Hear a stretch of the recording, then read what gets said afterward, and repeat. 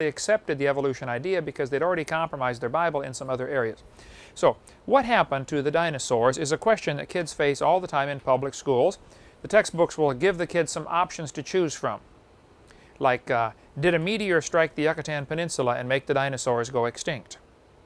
That's the most commonly taught theory. If you look at the map of Mexico, at the bottom, around the Gulf of Mexico, it curves back up. It's got that little bump sticking up. That's called the Yucatan Peninsula. It's really not too far from Cuba, where Mexico curls down and comes back up. Right there on the Yucatan Peninsula, they find evidence of a giant meteor strike. Something hit the ground there, a huge meteor hit the ground. And so they threw up some, they say it threw up some iridium, which is a rare element found generally in meteors, and they find this stuff in the drillings in the coast of, off the coast of Florida. So they say, see, this is proof of the meteor strike. Without getting into all the meteor strike arguments, the fact is the Earth is not millions of years old. A meteor probably struck the Earth. That happens all the time. But it doesn't mean it was 65 million years ago. But they will give the kids options. Did the dinosaurs go extinct because of a meteor strike? Or did the mammals start becoming more popular and start eating all the eggs of the dinosaurs and they couldn't survive? You know, but basically, the question is always, what happened to the dinosaurs? Why did they go extinct? Like this textbook says, dinosaurs lived on the Earth for millions of years. Now only their fossils are left. What do you think happened to the dinosaurs? Dinosaurs are extinct. An extinct animal is an animal that no longer lives on Earth.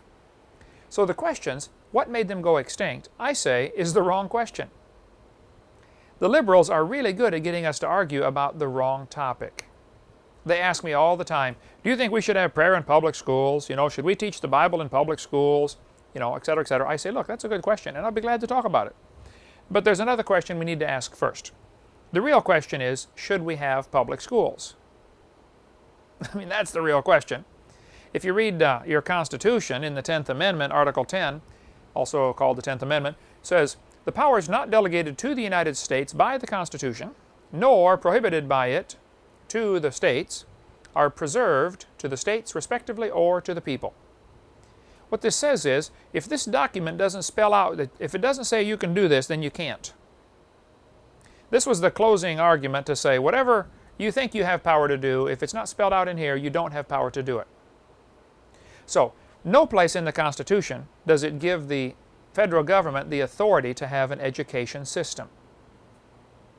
The federal government should not be involved in education. They should not be involved in welfare. They shouldn't be involved in an awful lot of things they're involved in. For instance, one of the great statesmen, I believe it was Davy Crockett. I read the story. Jan, you do a lot of literature. Maybe you can find that for me. Where Davy Crockett was in Congress, or in the Senate, I forget which he was in. But they had a fire and a whole section of the city burned. I think it was Washington, D.C. or one of the suburbs there in Virginia.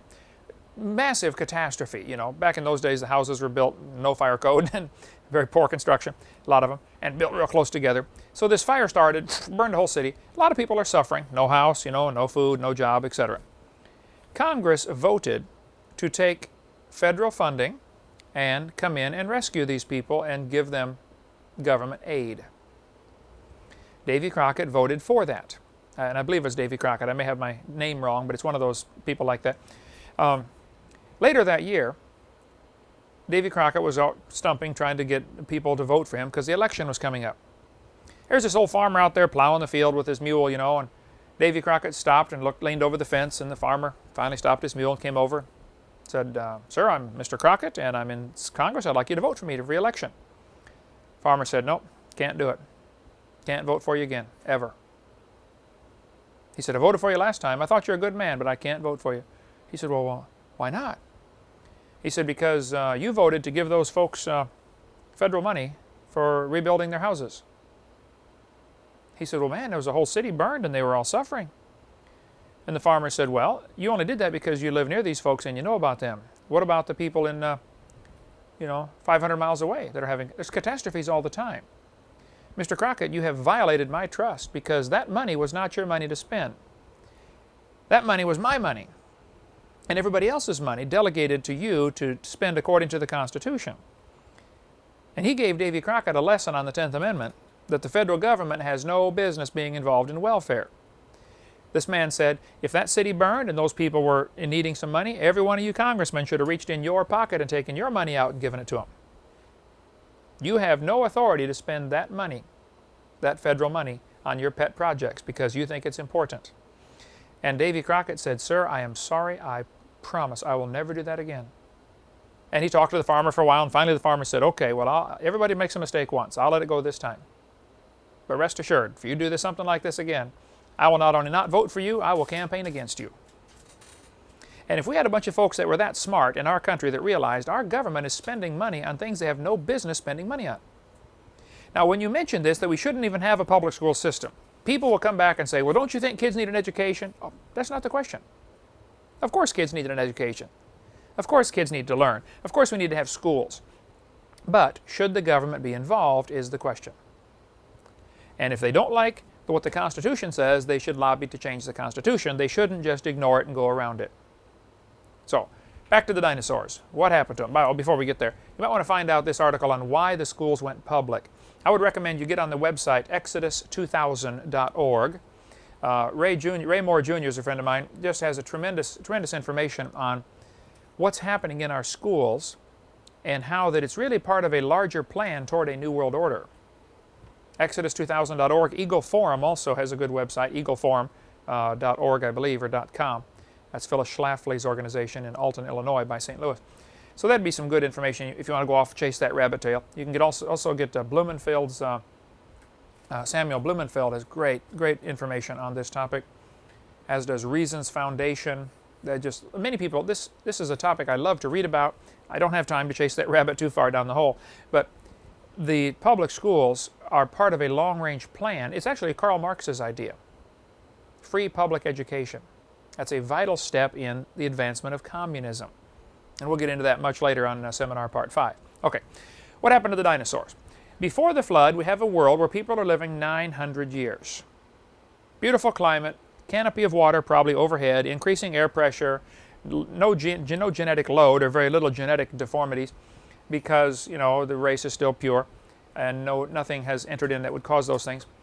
Now we have a flood that destroys all that. So after the flood, we notice a very different world. The time before the flood, people are living 900 years. After the flood, it drops off to 400 right away. Noah's son, Shem, only lived to be 600 years old, which is really pretty incredible when you consider the average age is 912 before the flood. His life is 1/3 shorter than the average of everybody those came before him. That's like if the average age today is 70, and somebody only lives to be, 1/3 of that be 45 or so. We'd say, boy, he died young, didn't he? Everybody thought, wow, Shem died awful young. Of course, Noah didn't live to see that. And then Shem's son, Arphaxad, only lived to be 438 years. Actually, Shem outlived Arphaxad. I've wondered about that. Why did Shem live longer than his sons and his great-grandson and almost longer than his great-grandson?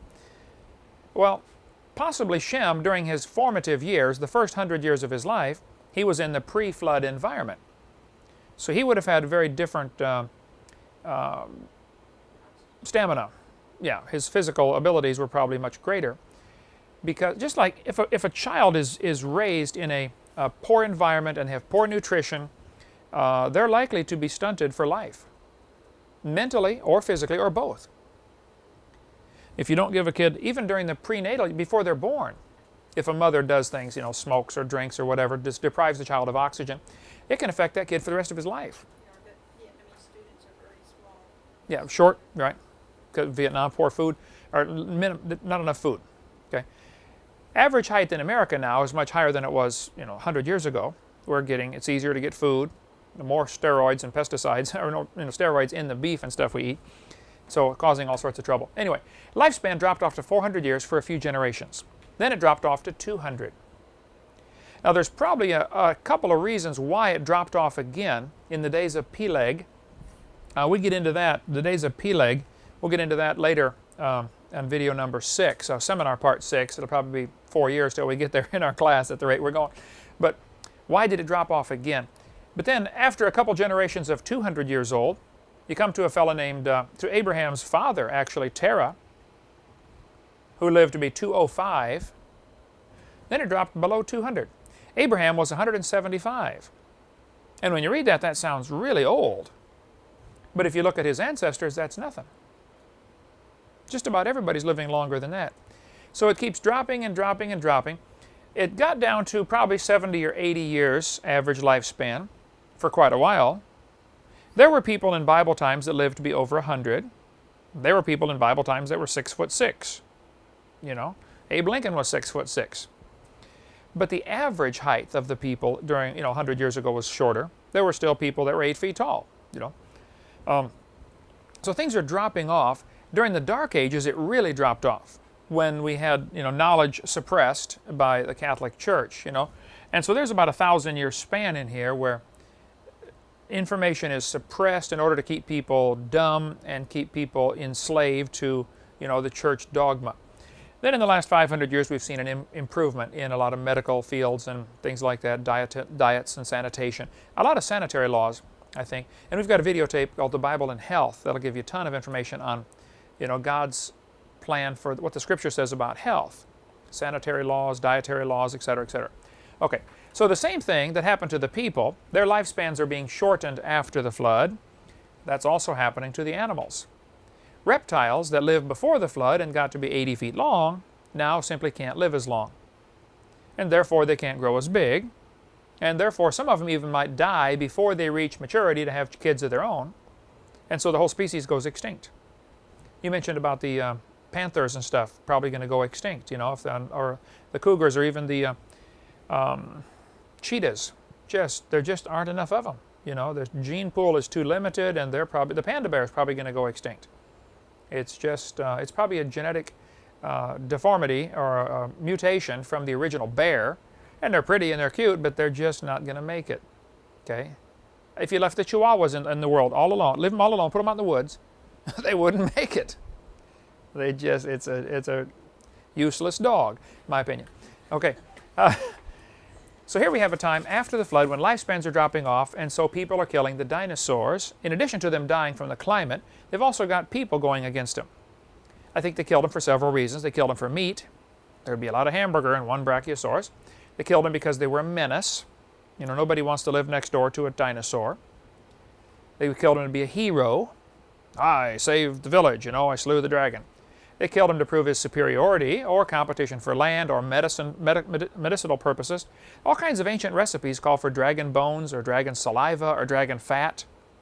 I mean, here you're reading this, what would appear to be a normal recipe. You mix this and this and this and, a little bit of dragon fat. And it's not like they're trying to exaggerate. It's just like, hey, it's just normal. You're supposed to put that in there.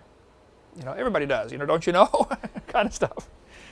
So, especially if somebody gets the idea that, if you mix dragon bones in your soup, it'll do something special for you, then people are going to go out and hunt the dragons just to kill them for their body parts. Just like the rhinoceros. The poor rhinoceros has this, like a fingernail, horn on his nose that's made of the same material, keratin. Well, some guys in some of these countries get the dumb idea that, if you make a knife and the handle is made out of a rhinoceros horn, you will be invincible. Nobody will be able to beat you in battle. Well, of course, we know that's not true, but it is kind of hard on the rhinoceros. And so that's probably what happened to the dragons. People were killing them off for all sorts of reasons. The Bible mentions dragons quite a few times. 35 times, actually, dragons are mentioned in the Bible. That'd be a good quiz question. How many times are dragons mentioned in the Bible? You have to understand, the King James Version would not mention dinosaurs.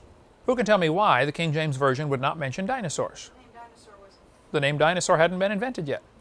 King James Version translated in 1611, the word dinosaur made up in 1841. Obviously, they're not going to use a word that hasn't been invented yet. So they used the word dragons, which was used all through history. They're called dragons. And there are many books written about this, and literally thousands of legends of people talking about seeing dragons, or killing dragons, or somebody being killed by a dragon. The word dinosaur made up in 1841 by Richard Owen. Up until that time, they're known as dragons. Now, after the flood, you got 8 people.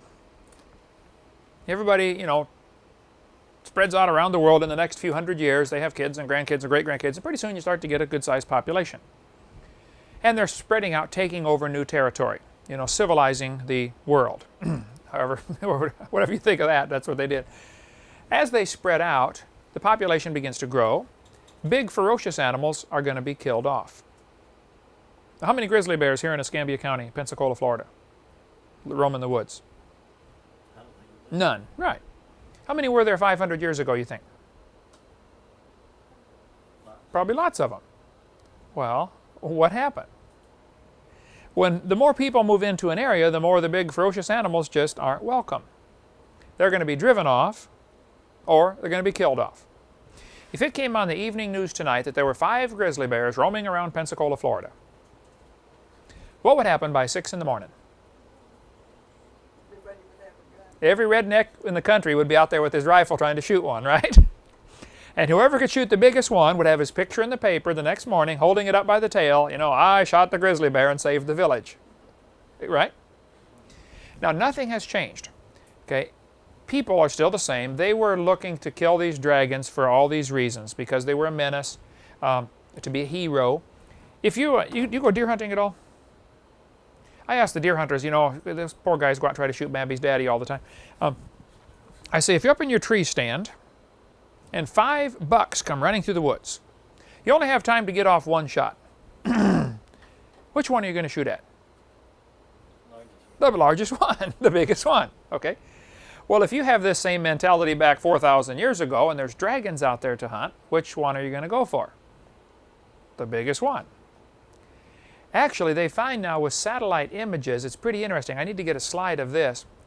There are, you know what a keyhole looks like? The old-fashioned keyhole, it's round on top and then 2 V's coming down like this. The old-fashioned skeleton key would go in a keyhole. Round circle with a triangle at the bottom. From satellites, they've noticed all over Europe and America, it appears to be thousands of years old, where somebody had built a giant keyhole shape, like a funnel that you could chase a bunch of animals. They'd hit this funnel and they'd end up in this circle, a corral. You chase them into this keyhole, bottom part of the keyhole, and you end up going in the circle. Only these things are 2 miles long. These keyholes, you can't even see them tear open a satellite. You know, and you see they're picking these things out. A lot of research has been done on this topic by William Corliss at the Sourcebook Project, it's called. Fascinating stuff he has. Shows some of the pictures and drawings of these things. The theory is that people were using these to chase, you know, when they want to civilize an area, to take over a new area for, you know, build your city, they go in there and they chase all the dragons or whatever into this area using torches or, you know, something that makes noise or flames or something. And they end up trapped in here, and then you slaughter them because you surround them. You pen them in. Now they're easier to hunt, like shooting fish in a barrel. So, I think after the flood, people are killing these dragons. And there are literally thousands of legends of people killing dragons. If you want to read some amazing stories, I'd recommend you read, like, for instance, the Gilgamesh epic, about Gilgamesh who slew a dragon. We have a book that we offer here called The Great Dinosaur Mystery by Paul Taylor. Let's see, we're in our office now. The book is here someplace, but great book talking about dragons all through history. There's a Chinese legend. You were in China for a while, Jan? Chinese legend says a famous man named Yu, after the Great Flood, Yu surveyed the land of China and divided it into sections. He built channels to drain the water off into the sea and make the land livable again. Many snakes and dragons were driven from the marshlands.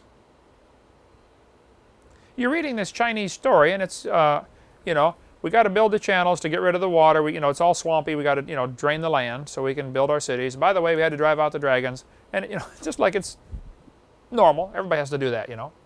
Nobody thought anything about it. This is from Wycliffe Bible Encyclopedia. This is the god Marduk. Now, the Babylonians had all sorts of gods. One of their gods was Marduk. Here's Marduk shown pictured sitting on top of a fire-breathing dragon.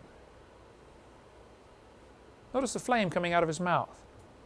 Fire-breathing dragon. Now, there's lots of legends about dragons, but there are also an awful lot of legends about fire-breathing dragons. So where would this fit in? In the book of Isaiah, it talks about a fiery flying serpent. In the book of Job, it talks about, in Job chapter 41, it's got an entire chapter about an animal called Leviathan. And it says, out of his mouth go burning lamps and sparks of fire leap out. You might want to watch our videotape, the green one over there with the L on it, about Leviathan, the fire-breathing dragon. there really was a fire-breathing dragon. In Job 41, it says this about this Leviathan, out of his nostrils goeth smoke. I've seen deacons do that at Southern Baptist churches between Sunday school and church. It says, out of a seething pot or cauldron, his breath kindleth coals, and a flame goeth out of his mouth. The Bible certainly teaches there was a fire-breathing dragon. There's certainly a lot of history about fire-breathing dragons. It is chemically possible to do that. And we've got an animal today called bombardier beetle that does a similar thing. It sprays out 2 chemicals and burns his enemies. They're here in Florida. They call them the blister bug, the bombardier beetle. We cover all that on video about Leviathan. Anyway, if you get a Catholic Bible, the Catholic Bible has 7 extra books, and a few of the books have extra chapters. For instance, the book of Daniel in our Bible has 12 chapters. In the book of Daniel in the Catholic Bible, it has 14 chapters. One is about Susan, or Susanna, and chapter 13 is, and then chapter 14 is about the dragon. This chapter is known as Bel and the Dragon. Fascinating reading. Okay, I don't think it should be part of Scripture, but here's the way the story goes. Catholic Bible, Daniel 14:22. And there was a great dragon in the place, and the Babylonians worshipped him. And the king said to Daniel, Behold, thou canst not say now that this is not a living God. Adore him therefore. And Daniel said, I adore the Lord my God, for he is the living God, but that is no living God. But give me leave, O king. That's an old English phrase that means you give me permission. I will kill this dragon without sword or club. And the king said, I give thee leave. In other words, I'd like to see how you're going to do this. How would you kill this dragon without a sword or a club? Then Daniel took pitch and fat and hair and boiled them together and made lumps and put them into the dragon's mouth, and the dragon burst asunder. Very strange story. Here's the Hovind translation of what's going on.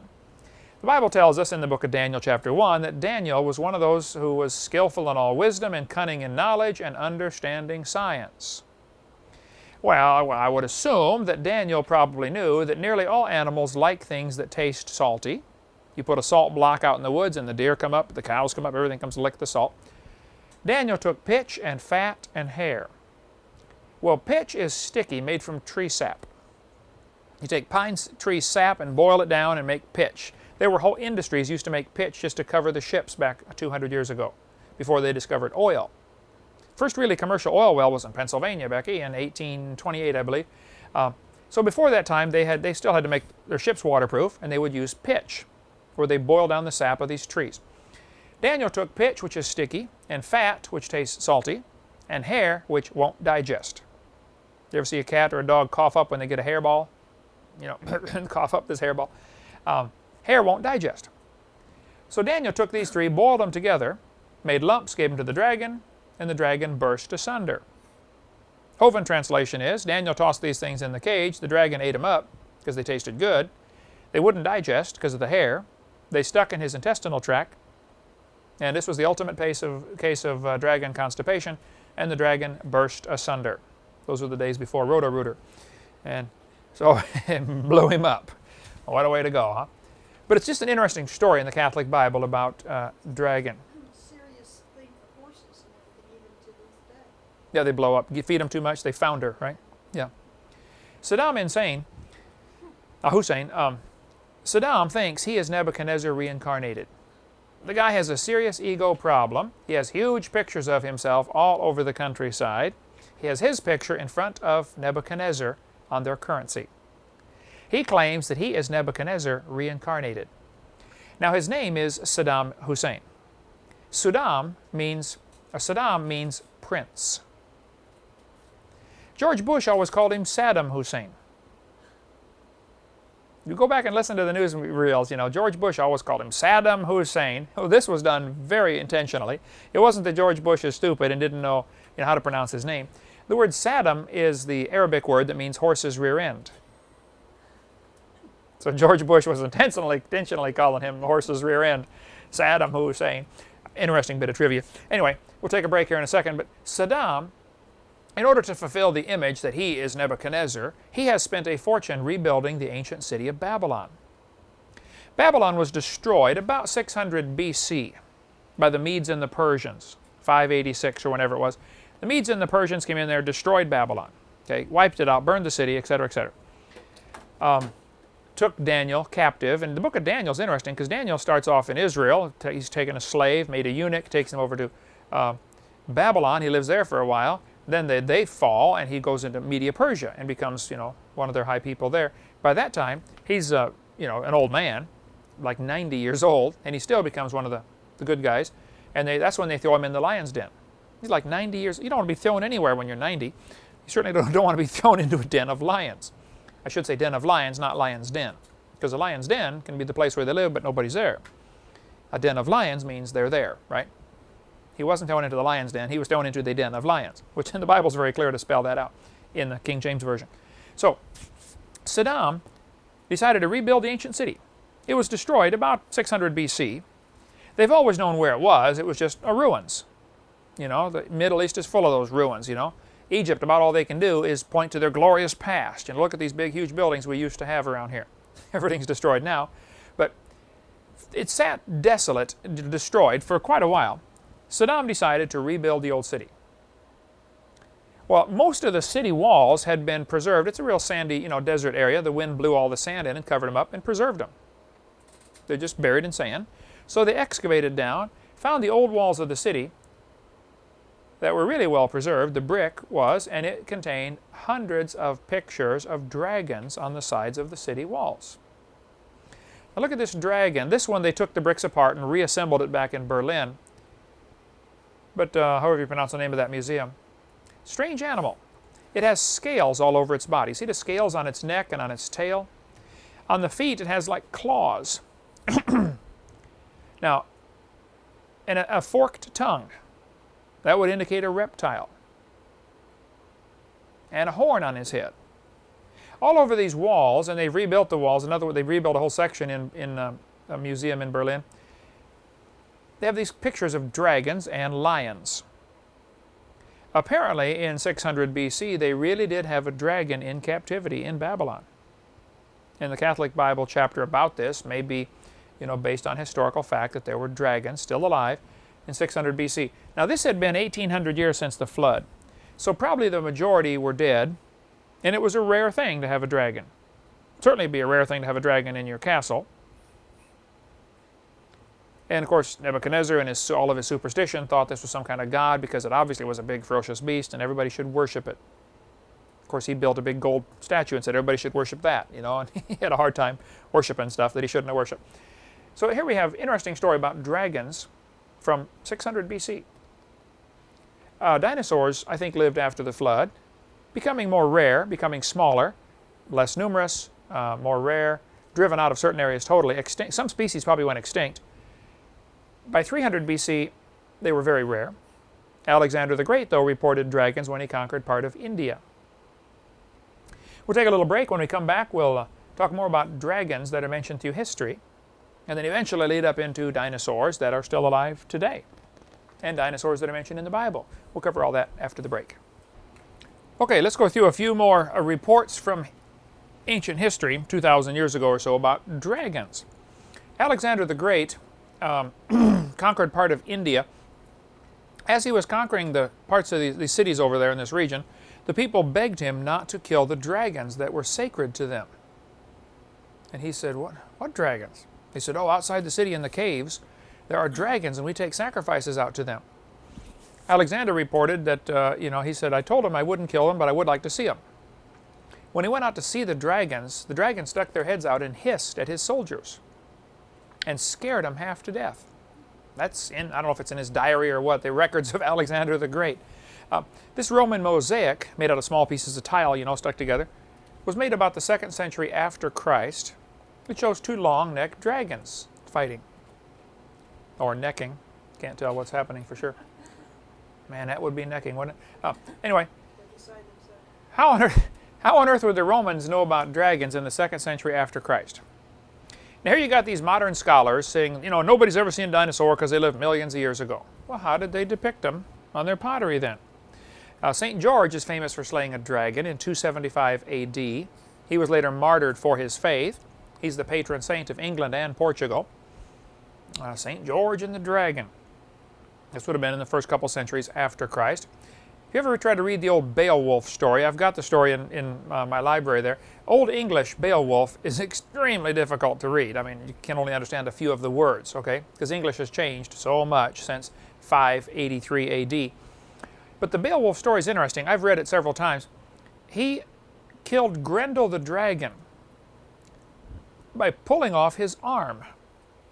The story says Beowulf grabbed Grendel the dragon and pulled off one of his arms, and the creature fled out of the room and then later bled to death. Well, most anybody that studies a T-Rex will tell you, even though he had ferocious head and ferocious teeth and was, huge, his front arms are pretty tiny. And if you could ever get a hold of one, you probably could jerk it right off. They found an ancient Babylonian cylinder seal. This is from the book by Bill Cooper, After the Flood, a tremendous book. He traces the history of what happened to Noah's three sons, Shem, Ham, and Japheth. Where did their kids go? And has found some amazing records, done great research. Now, Bill Cooper is a very sick man. He lives in England, but he's, I believe, dying of cancer. Last report I got. But this picture is from his book about a Babylonian cylinder seal. Would have been about 600 BC. Again, it shows a man pulling the arm off of a dragon. What a way to fight a dragon. Grab his arms. Pictures from all over the world, ancient legends, ancient pottery, shows dinosaurs on it. Here's from the book The Ancient Near East in Pictures. Shows a picture of two long neck animals. I would say a dinosaur they're trying to depict here without much question. This another piece of ancient pottery shows two long-necked dragons and they're holding a sheep. Now, if dinosaurs lived millions of years ago, like the textbook says, how did these people know to depict them on their pottery? Here's a hippo tusk made of ivory that was carved to be a magic wand or whatever for an Egyptian grave, found from a 12th century BC tomb. 1,200 years before Christ, it's even before King Solomon, shows an animal with a long neck and a long tail. Now, giraffe